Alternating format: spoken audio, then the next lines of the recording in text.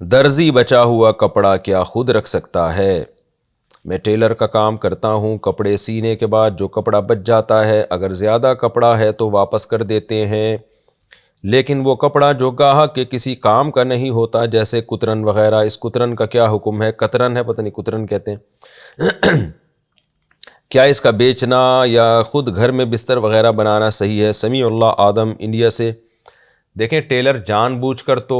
کپڑا نہ کاٹے زیادہ، بعض دفعہ یہ ہوتا ہے نا ٹیلر کو اجازت دے دی جائے کہ جو بچا ہوا کپڑا ہے آپ رکھ لیں تو وہ زیادہ سے زیادہ بچانے کی کوشش کرتا ہے، تو یہ تو بالکل حرام ناجائز ہے، لیکن پوری ایمانداری کے ساتھ اس نے کپڑا بنایا، لباس بنایا، سیا،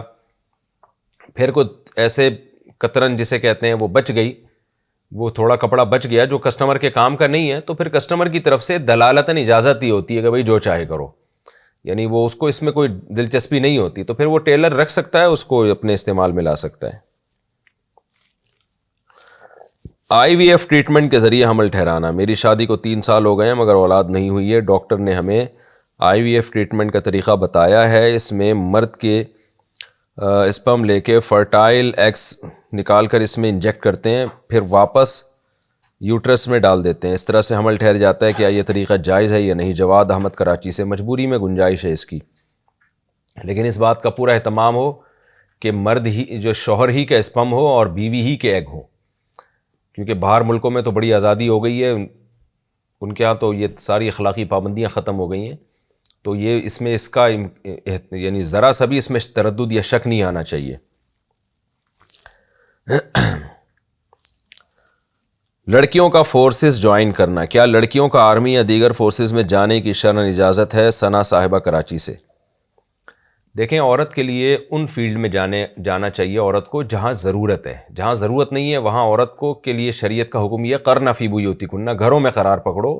خاندانی نظام جو چلتا ہے وہ عورت کے گھر میں رہنے سے چلتا ہے، اور پھر عورت کا گھر سے باہر نکلنے میں فتنہ بھی ہے،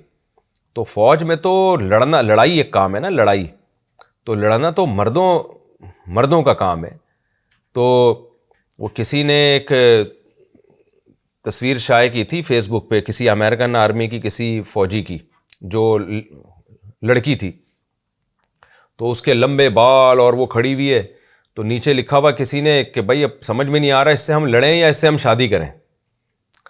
تو عورت میدان جنگ میں لڑنے کے لیے نہیں ہے، ٹھیک ہے بعض صحابیات سے کچھ واقعات ثابت ہیں، ایسے تو چند کیسز تو ہر جگہ ہوتے ہیں کہ وہ میدان جنگ میں گھوڑے پہ نکلی، لڑائی کی انہوں نے، تو چند عورتیں اس دور میں بھی رہی ہیں کہ جب مسلمانوں کو ضرورت ہوتی تھی تو وہ میدان جنگ میں گھوڑے پر سوار ہو کے آ بھی جایا کرتی تھی، لیکن نارملی ہمیشہ سے دنیا میں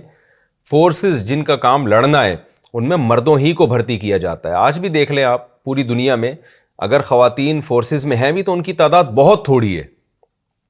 تو پھر بھی اگر واقعی فوج میں ضرورت ہے خواتین کی، اب یہ تو آپ کو آرمی یا فورسز کے ادارے ہی بتائیں گے، یہ تو میں نہیں بتا سکتا کہ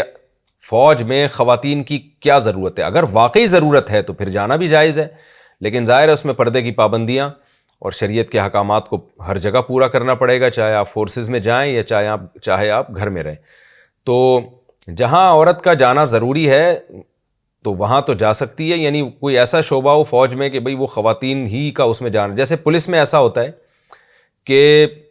گھروں میں جانے کے لیے نا یا خواتین کو گرفتار کرنے کے لیے بعض دفعہ وہ پولیس استعمال کی جاتی ہے جو خواتین پر مشتمل ہے، یعنی تو وہاں ایک سمجھ میں آتا ہے کہ بھئی پولیس میں کچھ خواتین کا ہونا بھی ضروری ہے تاکہ وہ یعنی خواتین کو گرفتار کرنے کے لیے، اریسٹ کرنے کے لیے یا گھروں میں جانے کے لیے، واللہ عالم وہ تو پولیس ہی بتائے گی کیا ضرورت ہے۔ تو اگر ضرورت ہے تو کسی بھی شعبے میں وہاں خواتین جا سکتی ہیں، ضرورت نہیں ہے تو پھر یہ چیز قابل حوصلہ افزائی نہیں ہے۔